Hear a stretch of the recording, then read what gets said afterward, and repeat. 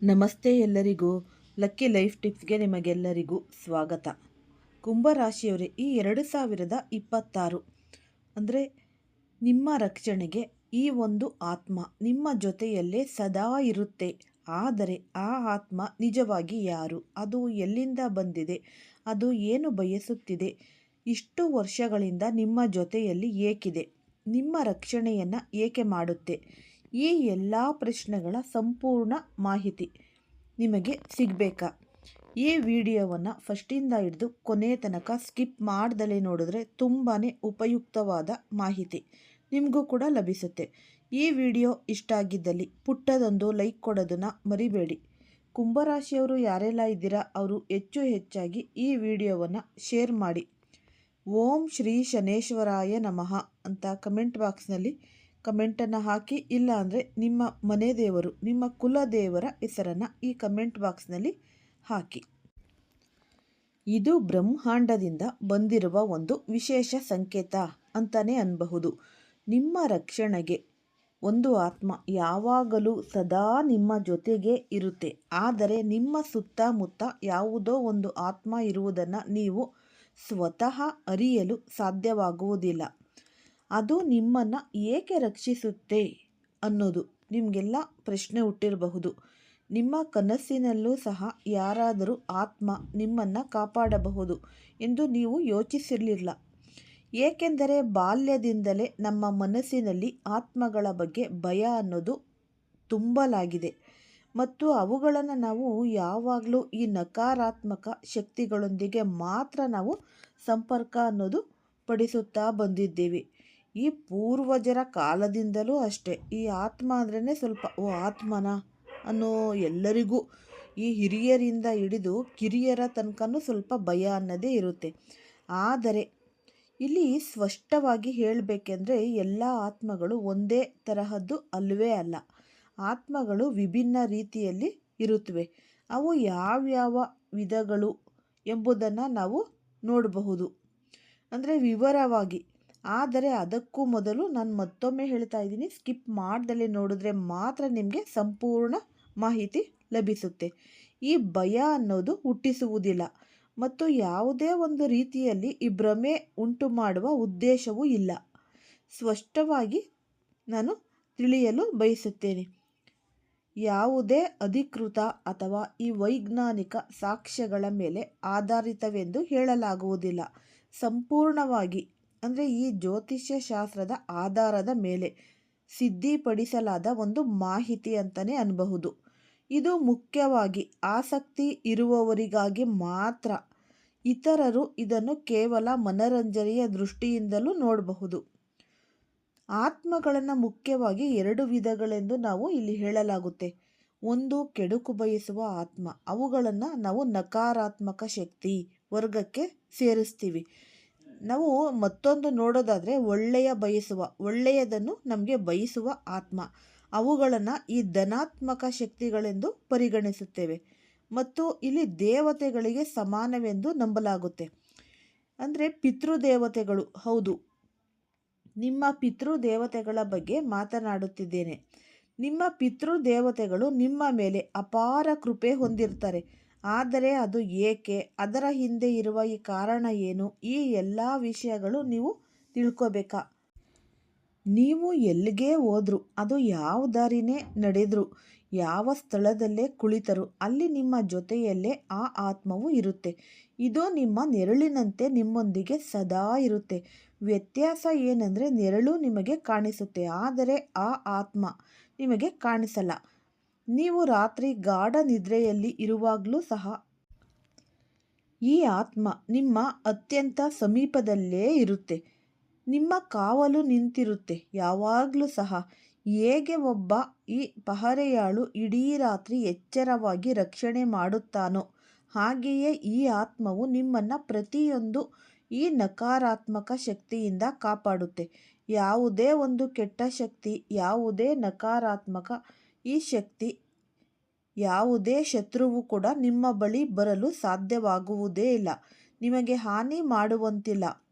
ಈ ಆತ್ಮ ನಿಮ್ಮ ದೇಹಕ್ಕೆ ಅತ್ಯಂತ ಸಮೀಪದಲ್ಲೇ ಇದೆ. ಅಷ್ಟು ಸಮೀಪದಲ್ಲಿದೆ ಎಂದರೆ ನಿಮಗೆ ಅದರ ಸಣ್ಣ ಸೂಚನೆಯೂ ಕೂಡ ಅರಿವಾಗುವುದಿಲ್ಲ. ಈ ವಿಷಯ ತಿಳಿದು ಕೆಲವರಿಗೆ ಭಯ ಹುಟ್ಟಿಸಬಹುದು. ಆದರೆ ನಾನು ನಿಮಗೆ ಮತ್ತೆ ಮತ್ತೆ ಹೇಳ್ತೇನೆ, ಭಯ ಪಡಬೇಕಾದ ಯಾವುದೇ ಅಗತ್ಯವಿಲ್ಲ. ಈ ಆತ್ಮ ಎಂದಿಗೂ ನಿಮ್ಮ ಕೆಡುಕನ್ನು ಬಯಸೋದೇ ಇಲ್ಲ. ಏಕೆಂದರೆ ನಿಮ್ಮ ಮತ್ತು ಅದರ ನಡುವಿನ ಸಂಬಂಧ ಸಾಮಾನ್ಯವಾದುದಲ್ವೇ ಅಲ್ಲ, ಅತ್ಯಂತ ವಿಶೇಷ ಮತ್ತು ಆಳವಾದದ್ದು. ಈ ಸಂಬಂಧ ಜನ್ಮ ಜನ್ಮಾಂತರಗಳಿಂದ ಜೋಡಿಸಿಕೊಂಡಿದೆ ಎಂದು ಇಲ್ಲಿ ನಂಬಲಾಗುತ್ತೆ. ಅದಕ್ಕಾಗಿಯೇ ಈ ಆತ್ಮ ಯಾವ ಪರಿಸ್ಥಿತಿಯಲ್ಲೂ ನಿಮ್ಮ ರಕ್ಷಣೆಯನ್ನು ಮಾಡುತ್ತೆ. ನಿಮಗೆ ಇದನ್ನು ತಿಳಿದಿರಲಿ ಅಥವಾ ತಿಳಿದಿರದೇ ಇರಲಿ, ಈ ಒಂದು ರಹಸ್ಯದ ಅಂದರೆ ಸಂಪೂರ್ಣ ರಹಸ್ಯದ ಬಗ್ಗೆ ಇಂದು ನೀವು ನೋಡಬಹುದು. ಗಮನದಿಂದ ಕೇಳಿ ಮತ್ತೊಮ್ಮೆ. ಅಂದರೆ ಜನರು ಇಲ್ಲಿ ಸಾಮಾನ್ಯವಾಗಿ ಜನರು ಈ ಭೂತ, ಪ್ರೇತ ಅಥವಾ ಆತ್ಮ ಎಂಬ ಪದಗಳನ್ನು ಕೇಳಿದ ತಕ್ಷಣ ಸ್ವಲ್ಪ ಜನರು, ಒಂದು 100ಕ್ಕೆ ಒಂದು 50% ಜನರು, 50% ಭಯಪಡ್ತಾರೆ. ಏಕೆಂದರೆ ನಮ್ಮ ಮನಸ್ಸಿನಲ್ಲಿ ಆತ್ಮ ಎಂದರೆ ಹಾನಿ, ಭಯ ಮತ್ತು ಈ ನಕಾರಾತ್ಮಕತೆ ಎಂಬ ಕಲ್ಪನೆ ತುಂಬಿದೆ. ಆದರೆ ಸತ್ಯವೇನೆಂದರೆ ಇಲ್ಲಿ ಎಲ್ಲ ಆತ್ಮಗಳು ಒಂದೇ ತರಹದ್ದು ಅಲ್ಲವೇ ಅಲ್ಲ. ಹಾನಿ ಮಾಡುವ, ಭಯ ಹುಟ್ಟಿಸುವ ಆತ್ಮಗಳು ಭೂತ, ಪ್ರೇತ ಅಥವಾ ನಕಾರಾತ್ಮಕ ಶಕ್ತಿಗಳು. ಇಲ್ಲಿ ನಕಾರಾತ್ಮಕ ಶಕ್ತಿಗಳೆಂದೇ ನಾವು ಇಲ್ಲಿ ಪರಿಗಣಿಸಲಾಗುತ್ತೆ. ಆದರೆ ನಿಮ್ಮ ಹಿತವನ್ನು ಬಯಸುವ, ನಿಮ್ಮ ರಕ್ಷಣೆಯನ್ನು ಮಾಡುವ, ಸರಿಯಾದ ಸಮಯದಲ್ಲಿ ಸಂಕಷ್ಟದಿಂದ ಹೊರಗೆ ತೆಗೆಯುವ ಆತ್ಮಗಳನ್ನು ಶಕ್ತಿಯಾಗಿ ಕಾಣಲಾಗುತ್ತೆ. ಈ ಶಕ್ತಿ ಯಾವಾಗಲೂ ನಿಮ್ಮ ಸುತ್ತಮುತ್ತಲೇ ಇರುತ್ತೆ. ಈ ಶಕ್ತಿ ಅನೇಕ ಬಾರಿ ನಿಮ್ಮನ್ನು ಈ ಎಂಥ ಅಪಾಯಗಳಿಂದನೂ ಕಾಪಾಡಿದೆ. ಅವುಗಳ ಬಗ್ಗೆ ನಿಮಗೆ ಇಂದಿಗೂ ತಿಳಿದಿಲ್ಲ. ಹಲವಾರು ಬಾರಿ ನೀವು ದೊಡ್ಡ ಸಂಕಷ್ಟಕ್ಕೆ ಸಿಲುಕಿರುವ ಹಂತದಲ್ಲಿ ಇರಬಹುದು, ಅಥವಾ ಅಪಘಾತವಾಗುವ ಸಾಧ್ಯತೆ ಇರಬಹುದು, ದೊಡ್ಡ ನಷ್ಟವಾಗುವ ಸ್ಥಿತಿ ಬಂದಿರಬಹುದು. ಆದರೆ ಏಕಾಏಕಿ ಏನೋ ಒಂದು ಸಂಭವಿಸಿ ನೀವು ತಪ್ಪಿಸಿಕೊಂಡಿರುತ್ತೀರಿ. ಇದು ಕೇವಲ ಸಂಯೋಗವಲ್ಲ, ಇದರ ಹಿಂದೆ ಇದೆ ಶಕ್ತಿ ಕಾರ್ಯ ನಿರ್ವಹಿಸುತ್ತಿರುತ್ತೆ. ನಿಮ್ಮ ಶತ್ರುಗಳು ಅನೇಕ ಬಾರಿ ನಿಮ್ಮ ವಿರುದ್ಧ ಈ ಕುತಂತ್ರ ಅನ್ನೋದು ಮಾಡ್ತಾರೆ. ನಿಮ್ಮ ಈ ಪತನವನ್ನು ಬಯಸ್ತಾರೆ, ನಿಮ್ಮ ನಾಶವನ್ನು ನೋಡ್ತಾರೆ, ಆದರೆ ಬಯಸ್ತಾರೆ. ನೀವು ಅವುಗಳೆಲ್ಲದರಿಂದ ಸುರಕ್ಷಿತವಾಗಿ ಹೊರಗೆ ಬರುತ್ತೀರಿ. ಏಕೆಂದರೆ ನಿಮ್ಮನ್ನು ಈ ರಕ್ಷಿಸಲು ಈ ಒಂದು ಶಕ್ತಿ ಅನ್ನೋದು ಪ್ರತಿ ಕ್ಷಣವೂ ಸಕ್ರಿಯವಾಗಿರುತ್ತೆ. ಆಶ್ಚರ್ಯದ ಸಂಗತಿ ಅಂದರೆ ಹಲವಾರು ಬಾರಿ ನಿಮ್ಮ ಶತ್ರುಗಳು ನಿಮ್ಮ ಬಹಳ ಹತ್ತಿರದಲ್ಲೇ ಇದ್ದಾರೆ. ನೀವು ಅವರ ಜೊತೆ ಕುಳಿತು ನಗುತ್ತೀರಿ, ಮಾತನಾಡುತ್ತೀರಿ, ಊಟ ಮಾಡ್ತೀರಿ. ಆದರೆ ಅವರ ಮನಸ್ಸಿನಲ್ಲಿ ನಿಮ್ಮ ವಿರುದ್ಧ ವಿಷ ತುಂಬಿರುವುದನ್ನು ನೀವು ಅರಿಯುವುದೇ ಇಲ್ಲ. ಅಂತಹ ಒಂದು ಸಮಯದಲ್ಲೂ ಈ ಶಕ್ತಿ ನಿಮ್ಮ ಕವಚವಾಗಿ ನಿಂತು ಈ ಪ್ರತಿಯೊಂದು ನಕಾರಾತ್ಮಕ ಪರಿಣಾಮವನ್ನು ನಿಮ್ಮ ಬಳಿ ತಲುಪುವ ಮೊದಲೇ ತಡೆಯುತ್ತೆ. ಅದಕ್ಕಾಗಿಯೇ ಕೆಲವೊಮ್ಮೆ ಕಾರಣವಿಲ್ಲದೆ ನೀವು ತಪ್ಪು ವ್ಯಕ್ತಿಯಿಂದ ದೂರವಾಗ್ತೀರಿ ಅಥವಾ ಮುಂದೆ ಹಾನಿಕರವಾಗಬಹುದಾದ ನಿರ್ಧಾರದಿಂದ ಹಿಂದೆ ಸರಿದು ಬಿಡುತ್ತೀರಿ. ಈ ಒಂದು ವಿಷಯವನ್ನು ಲಘುವಾಗಿ ತೆಗೆದುಕೊಳ್ಳಬಾರದು. ಇದು ಕೇವಲ ಕಲ್ಪನೆಯಲ್ಲ, ಮತ್ತು ಇದು ಆಧ್ಯಾತ್ಮಿಕ ನಂಬಿಕೆಗಳಿಗೆ ಸಂಬಂಧಿಸಿದ ಆಳವಾದ ರಹಸ್ಯ. ಈ ರಹಸ್ಯದ ಎಲ್ಲ ಪದರಗಳನ್ನು ನಾವು ಇಂದು ನಿಧಾನವಾಗಿ ಇವಾಗ ನೋಡ್ತಾ ಹೋಗೋಣ. ಯಾವುದೋ ಒಂದು ಈ ಘಟನೆಯೇ ಇರಬಹುದು, ಅಥವಾ ಜೀವನದ ಅನುಭವದೊಂದಿಗೆ ನಿಖರವಾಗಿ ಹೊಂದಿಕೊಳ್ಳಬಹುದು. ನಿಮ್ಮ ಸುತ್ತಮುತ್ತಲಿನವರೇ ಒಂದು ದಿನ ನಿಮ್ಮನ್ನು ಸಂಪೂರ್ಣವಾಗಿ ನಾಶ ಮಾಡುವ ಪ್ರಯತ್ನ ಮಾಡಬಹುದು ಎಂಬುದನ್ನು ನೀವು ತಿಳಿದಿರಲ್ಲ. ಮತ್ತು ಈ ತಪ್ಪಿಸಿಕೊಳ್ಳಬಹುದು ನೀವು ಕೇವಲ ಈ ಶಕ್ತಿಯ ಕಾರಣದಿಂದಲೇ. ಅಂದರೆ ಸ್ಪಷ್ಟವಾಗಿ ಈ ಶಕ್ತಿ ಬೇರೆ ಯಾರೂ ಅಲ್ಲ, ನಿಮ್ಮದೇ ಆತ್ಮೀಯರ ಆತ್ಮಗಳು. ಅವುಗಳನ್ನೇ ಪಿತೃದೇವತೆಗಳು ಎಂದು ಕರೆಯಲ್ಪಡುತ್ತೆ. ಅದಕ್ಕಾಗಿಯೇ ಪಿತೃಪಕ್ಷದಲ್ಲಿ ಜನರು ಅವರ ಪೂಜೆಯನ್ನೋದು ಮಾಡ್ತಾರೆ, ಅವರನ್ನು ಸ್ಮರಿಸುತ್ತಾರೆ. ಏಕೆಂದರೆ ಅವರು ನಮ್ಮವರು, ಎಂದಿಗೂ ನಮಗೆ ಹಾನಿ ಉಂಟು ಮಾಡುವುದಿಲ್ಲ, ಅವರು ಸದಾ ಲಾಭವನ್ನೇ ಕೊಡುತ್ತಾರೆ. ನಮ್ಮವರು ಈ ಲೋಕದಲ್ಲಿರಲಿ ಅಥವಾ ಈ ಲೋಕದಾಚೆ ಇರಲಿ, ಅವರ ಒಂದು ಗೌರವ ನಾವು ಮಾಡಲೇಬೇಕು ಅಲ್ವಾ. ಒಂದು ಅಂತ್ಯದ ಮಹತ್ವದ ವಿಷಯವನ್ನು ನಾನು ನಿಮಗೆ ತಿಳಿಸಬೇಕು. ನಿಮ್ಮ ಶತ್ರುಗಳು, ವಿರೋಧಿಗಳು ಮತ್ತು ನಿಮ್ಮ ಪ್ರಗತಿಯನ್ನು ಈ ಸಹಿಸದವರು ನಿಮ್ಮನ್ನು ಹಾನಿಗೊಳಿಸಲು ಕೆಟ್ಟ ಶಕ್ತಿಗಳ ಸಹಾಯ ಪಡೀತಾರೆ. ನೀವು ಗಮನಿಸಿರಬಹುದು, ನಿಮ್ಮ ಜೀವನದಲ್ಲಿ ಮುಂದೆ ಸಾಗಲು ಪ್ರಯತ್ನಿಸಿದಾಗಲೆಲ್ಲ ಏನೋ ಒಂದು ಅಡ್ಡಿ ಎದುರಾಗುತ್ತೆ. ಕೆಲವೊಮ್ಮೆ ಕಾರಣವಿಲ್ಲದೆ ಆರೋಗ್ಯ ಅನ್ನೋದು ಹದಗೆಡುತ್ತೆ. ಇಲ್ಲಾಂದರೆ ಕೆಲವೊಮ್ಮೆ ಈ ಸಿದ್ಧವಾಗುತ್ತಿದ್ದ ಕೆಲಸಗಳು ಕೈ ತಪ್ಪುತ್ತವೆ.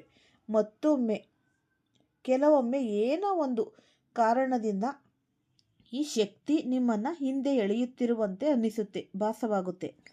ಇದು ಕೇವಲ ಸಂಯೋಗವಲ್ಲ, ನಿಜವಾಗಿ ನಿಮ್ಮ ಶತ್ರುಗಳು ಗುಪ್ತವಾಗಿ ತಾಂತ್ರಿಕ ಕ್ರಿಯೆಗಳು ಮತ್ತು ಈ ನಕಾರಾತ್ಮಕ ಪ್ರಯೋಗಗಳನ್ನು ಬಳಸುತ್ತಾ ಇರ್ತಾರೆ. ನಿಮ್ಮ ಮಾರ್ಗದಲ್ಲಿ ಅಡೆತಡೆಗಳನ್ನು ಸೃಷ್ಟಿಸಲು ಅವರು ನಿರಂತರ ಪ್ರಯತ್ನಿಸುತ್ತಿರುತ್ತಾರೆ. ನೀವು ದೊಡ್ಡ ಸಾಧನೆಗೆ ಹತ್ತಿರವಾದಾಗ, ನೀವು ಯಶಸ್ವಿಯಾಗಲಿದ್ದರು ಎಂಬ ಭಾವನೆ ಬಂದಾಗಲೇ ಅವರು ಹೆಚ್ಚು ಸಕ್ರಿಯರಾಗ್ತಾರೆ. ನಿಮ್ಮ ಮನೆಗೆ ನಿಮ್ಮ ಸುತ್ತಮುತ್ತ ಕೆಟ್ಟ ಶಕ್ತಿಗಳನ್ನು ಕಳಿಸುವ ಪ್ರಯತ್ನ ಮಾಡ್ತಾರೆ. ನಿಮ್ಮ ಯಶಸ್ಸನ್ನು ತಡೆಯಲು, ನಿಮ್ಮ ಪ್ರಗತಿಯನ್ನು ನಿಲ್ಲಿಸಲು. ಆದರೆ ಇಲ್ಲಿ ಅಂತಹ ಒಂದು ಸಮಯದಲ್ಲಿ ಈ ಪಿತೃದೇವತೆಗಳು ನಿಮ್ಮ ಕವಚವಾಗಿ ನಿಂತು ಪ್ರತಿಯೊಂದು ನಕಾರಾತ್ಮಕ ಶಕ್ತಿಯನ್ನು ನಿಮ್ಮವರೆಗೆ ತಲುಪುವ ಮೊದಲೇ ನಾಶ ಮಾಡಿ ಬಿಡ್ತಾರೆ.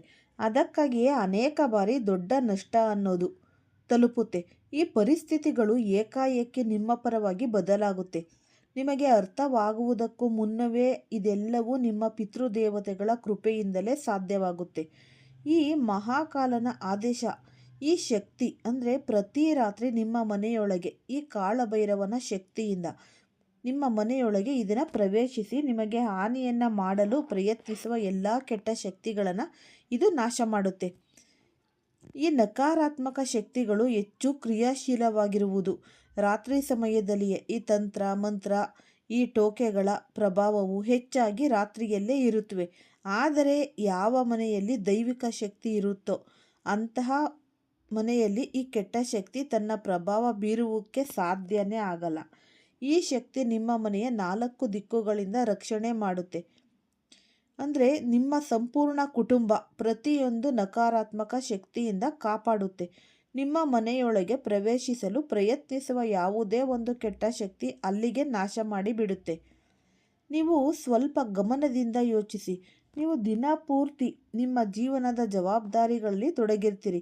ಈ ಕೆಲಸ ಕಾರ್ಯಗಳು ಮತ್ತು ದಿನನಿತ್ಯದ ಚಿಂತನೆಗಳಿಂದ ದಣಿದು ಸಂಜೆ ಮನೆಗೆ ಮರಳುತ್ತೀರಿ. ಊಟ ಮಾಡಿ ವಿಶ್ರಾಂತಿಗೆ ಹೋಗುವಾಗ ನೀವು ಈ ಗಾಢ ನಿದ್ರೆಗೆ ಜಾರಿದಾಗ ಅದೇ ಒಂದು ಸಮಯದಲ್ಲಿ ನಿಮ್ಮ ಮನೆಯಲ್ಲಿ ಒಂದು ರಹಸ್ಯಮಯ ಚಟುವಟಿಕೆ ಆರಂಭವಾಗುತ್ತೆ ಎಂಬುದು ನಿಮಗೆ ಸ್ವಲ್ಪವೂ ಅರಿವಾಗುವುದಿಲ್ಲ. ಈ ಪ್ರತಿದಿನ ಒಂದು ಶಕ್ತಿ ಮೌನವಾಗಿ ನಿಮ್ಮ ಮನೆಗೆ ಪ್ರವೇಶಿಸುತ್ತೆ. ಯಾವುದೇ ಶಬ್ದವಿಲ್ಲದೆ ಅದು ಮನೆಯಲ್ಲೆಲ್ಲೆಡೆ ಸುತ್ತಾಡುತ್ತೆ. ಪ್ರತಿಯೊಂದು ಮೂಲೆ, ಪ್ರತಿಯೊಂದು ದಿಕ್ಕು ಗಮನಿಸುತ್ತೆ. ಎಲ್ಲ ನಕಾರಾತ್ಮಕ ಪರಿಣಾಮಗಳನ್ನು ಗುರುತಿಸಿ ಮತ್ತೆ ಹಿಂತಿರುಗುತ್ತೆ.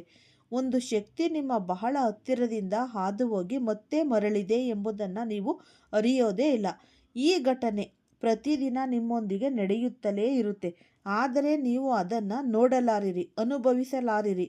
ಈಗ ಪ್ರಶ್ನೆ ಏನೆಂದರೆ, ಇಂಥದ್ದು ಏಕೆ ನಡೆಯುತ್ತಿದೆ? ಇದರಿಂದ ನಿಮಗೆ ಅಥವಾ ನಿಮ್ಮ ಕುಟುಂಬಕ್ಕೆ ಯಾವುದೇ ಅಪಾಯವಿದೆಯಾ?